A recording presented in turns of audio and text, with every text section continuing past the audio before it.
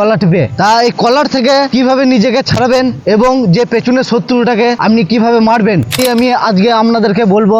আপনারা দেখুন, স্কিপ না করে টানো হালকা করে এইভাবে, ব্যাস।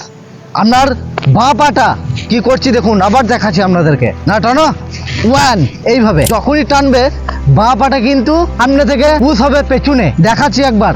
আপনার শত্রু টানছে আপনাকে এইভাবে, 1 এইভাবে টানার পর বাঁ হাতটাকে দিয়ে কি করছি, ওর হাতটাকে লক করতে হবে। কিভাবে?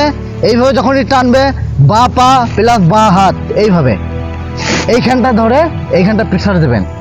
কিভাবে করছি, এইভাবে প্রেসার দেবেন, দেখুন এই জয়েন্টে, ওকে এইভাবে জয়েন্টে দেবেন, এইভাবে লক করবেন।